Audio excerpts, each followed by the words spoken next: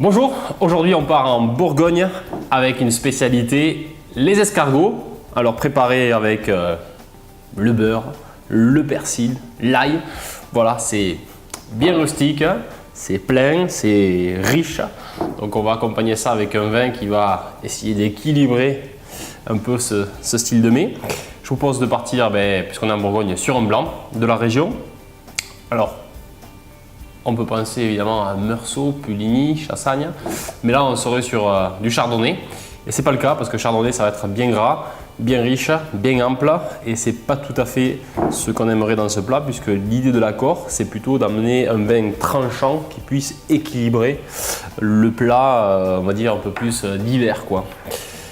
Donc un autre cépage, souvent décrié puisque c'est le cépage qu'on utilise pour faire les kirs. C'est du vin assez vif, assez acide. Le cépage utilisé, c'est de la ligotée. Alors, particularité en Bourgogne, en règle générale, sur les étiquettes, quand il y a écrit Bourgogne, donc quand c'est un blanc, c'est du chardonnay. Si c'est de la ligotée, c'est toujours spécifié. Bourgogne à ligoter. On est sur 2010, on est au domaine Coche-Bisoire, sans plus tarder. Testons. Alors, c'est un cépage qui est un petit peu dans l'antichambre du chardonnay, puisque le chardonnay a un aura international incroyable. On en a planté sur tous les continents, dans, je pense, tous les pays producteurs de vin.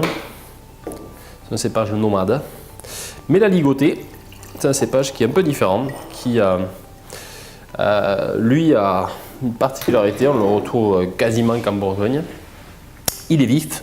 Il est bien acide et ça c'est très intéressant par exemple pour l'apéritif, pour la mise en bouche. Alors aromatiquement, c'est pas aussi explosif qu'un chardonnay. Je crois que le chardonnay parfois est un petit peu retenu sur sa retenue. Là on va dire c'est moyennement explosif. Cela étant, on a des odeurs florales, fleurs blanches, limite mentholées.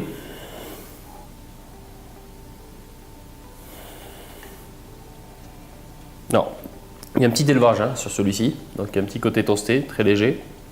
J'imagine que c'est pas du tout dans du fût neuf. Alors en bouche.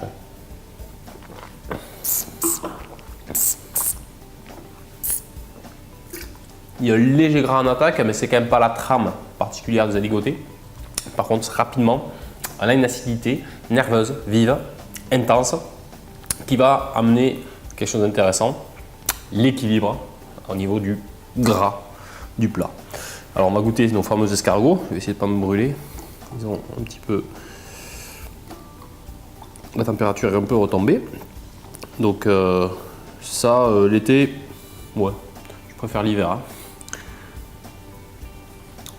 Mais c'est gras, c'est sympa.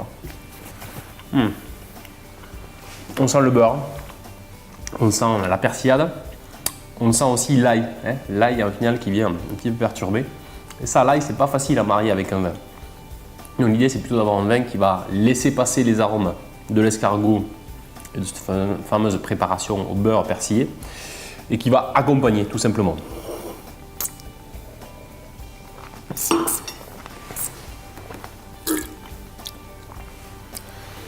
Voilà, ce qui est intéressant, c'est qu'en bouche, l'escargot est très gras, finit un peu sur la lourdeur. Et le vin, oui, paraît moins vif, moins acide en bouche dès qu'on a le plat avec. Et par contre, rééquilibre cet escargot. Et ça, c'est bien. C'est-à-dire qu'il amène ce qui lui manque et inversement. Voilà. Donc, le complément, l'accord marche très bien. Escargot de Bourgogne, Bourgogne à ligoter, un grand classique. À vous d'essayer.